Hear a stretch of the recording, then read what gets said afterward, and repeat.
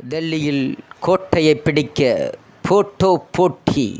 யார் டெல்லியின் கோட்டையை பிடிக்கப் போகிறார்கள் என்பது குறித்து நமது கடையர் செய்திப் பிரிவில் பார்க்கலாம். பாஜக தனது வாக்கு வங்கி சதவீதத்தை அதிகரித்து டெல்லியின் 7 மக்களவைத் தொகுதிகளிலும் தொடர்ந்து 3வது முறையாக வெற்றி பெறும் இலக்குடன் தேர்தலை எதிர்கொண்டிருக்கிறது.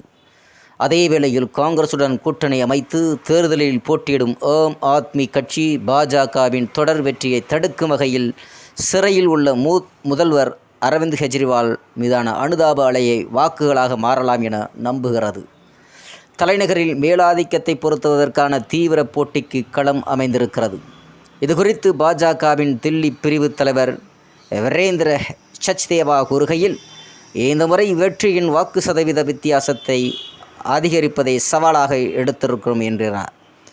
பூர்வாஞ்சலிகள் மற்றும் முஸ்லிம்கள் பெரும்பான்மையாக உள்ள வடகிழக்கு டெல்லி தொகுதியில் பீகாரை பூர்வீகமாக கொண்ட இரு வேட்பாளர்களுக்கிடையே கடும் போட்டிக்கான வாய்ப்பு ஏற்பட்டிருக்கிறது. இத்தொகுதியில் 3வது முறையாக மனோஜ் திவாரியை வேட்பாளராக பாஜக நிறுத்தி இருக்கிறது.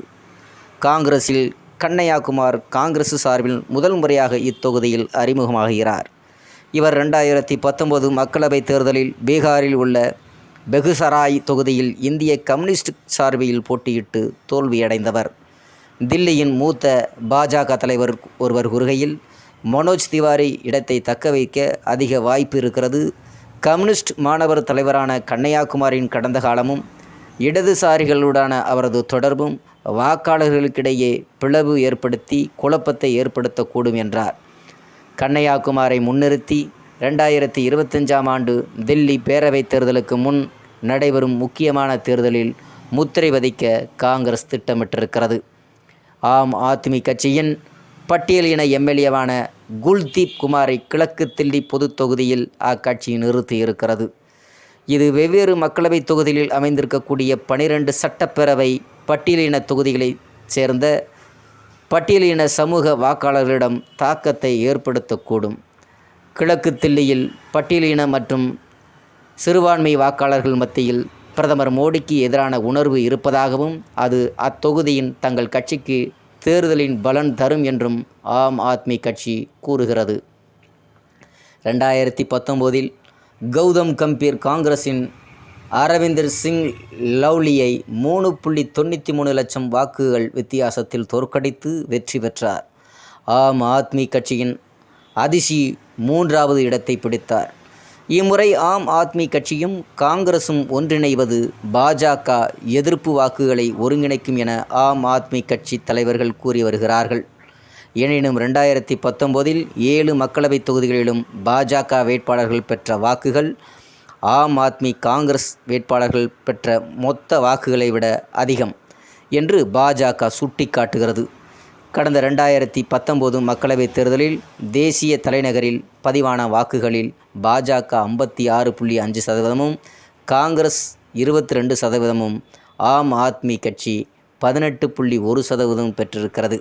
மேலும் பாஜக தனது வேட்பாளர்களை அறிவிப்பதில் சாதி சமநிலையை மேற்கொள்ள முயன்று வருகிறது.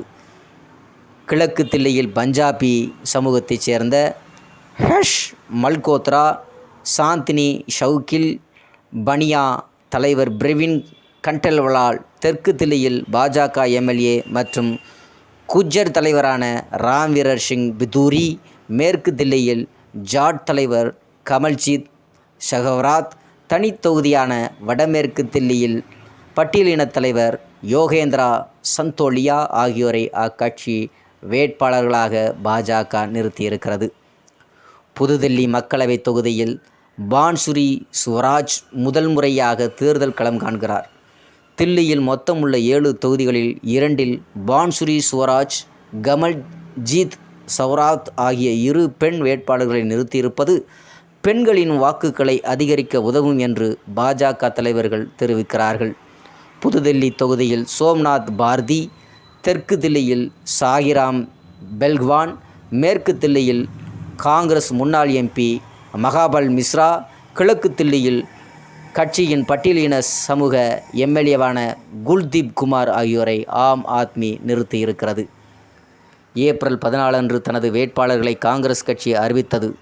அதன்படி கட்சியின் மூத்த தலைவர் ஜே.பி. அகர்வால் சாந்தினி, சவுக் முன்னாள் பாஜக எம்பி உதித்ராஜ் தனி தொகுதியான வடமேற்கு தில்லி, கன்னையாகுமார் வடகிழக்கு தில்லியில் நிறுத்தப்பட்டிருக்கிறார்கள்.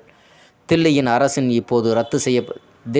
இப்போது ரத்து செய்யப்பட்டுள்ள கலால் கொள்கையுடன் தொடர்புடைய பண மோசடி வழக்கில் கெஜ்ரிவால் கைது செய்யப்பட்டிருப்பதை அடுத்து அனுதாபத்தின் மூலம் தேர்தல் ஆதாயம் பெற ஆம் ஆத்மி விரும்புகிறது. அக்கட்சியின் பிரச்சாரமும் கெஜ்ரிவால் கைது செய்யப்பட்டதை மையப்படுத்தியே இருக்கிறது. கெஜ்ரிவாலின் கைதுக்கு மக்கள் தாங்கள் வாக்குகளால் பதிலளிக்க வேண்டும் என்று தாங்கள் பிரச்சாரத்தில் வலியுறுத்தி வருகிறார்கள்.